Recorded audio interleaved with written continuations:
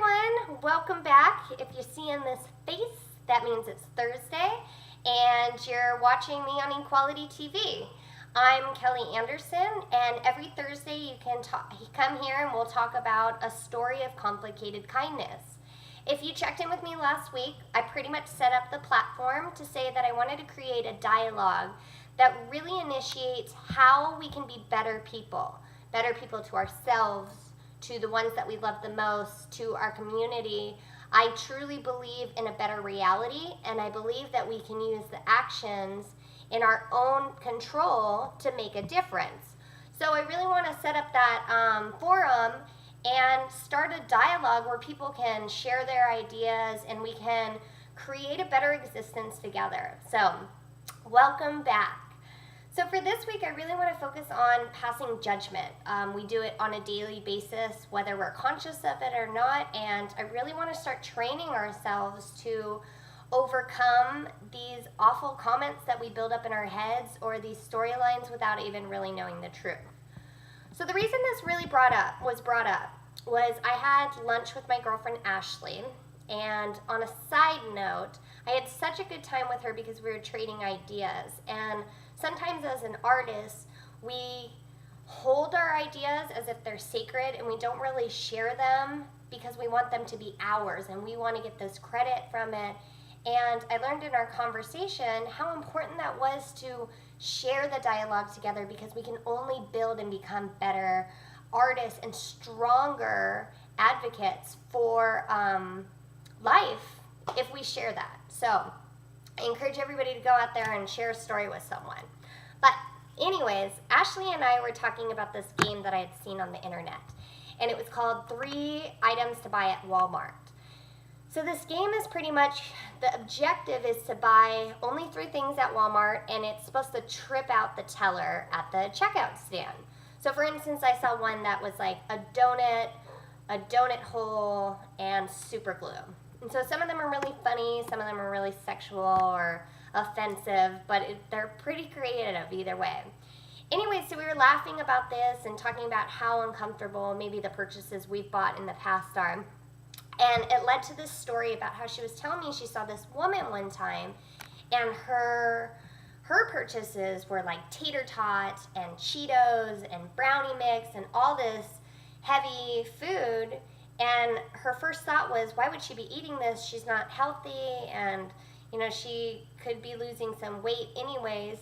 And she stopped herself and said, oh my gosh, like, I can't think like this. I mean, she could be having the worst day in her life and she just needed a break. She could be treating her kids out for their birthday. She could be starting the diet the day after, and this is her last little hurrah. But we tend to get in this, I don't know if it's insecurity that pushes us to think about this, but we want to put other people down just off of what we see in front of us. The objects paint the picture, even though we know that's not the truth.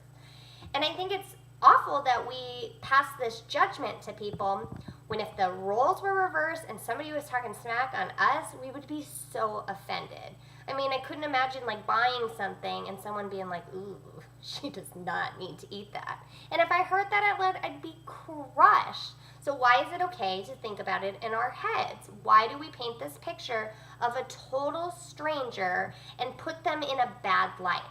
So my first challenge today is, the next time you start to think about this or you try to put someone down before you know the whole story, to stop and actually think about how that might affect them if they heard what you were saying.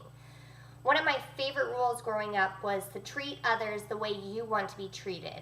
It is so simple, but it's so honest. And I don't think it's that hard for us to do. Be nice, that's it. I think she is an absolute role model.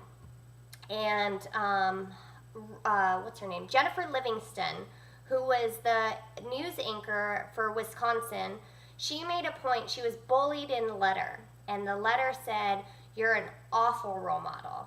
You are fat and you shouldn't be on television. Your image is awful for America. And instead of taking that and being really offended by it and maybe taking it to herself and not sharing it, she did share it with the public.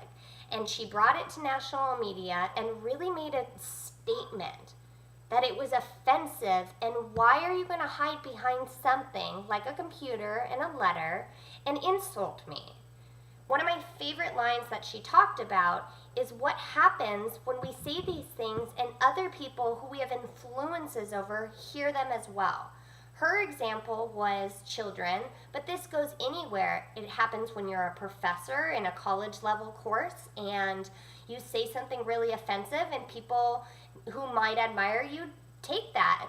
It happens with politicians. It's really important that we watch what we say because our influences have a detrimental impact if they want them. But the comment that she brought up was, if you're at home and you call me fat and your child is right next door to you, you're their role model.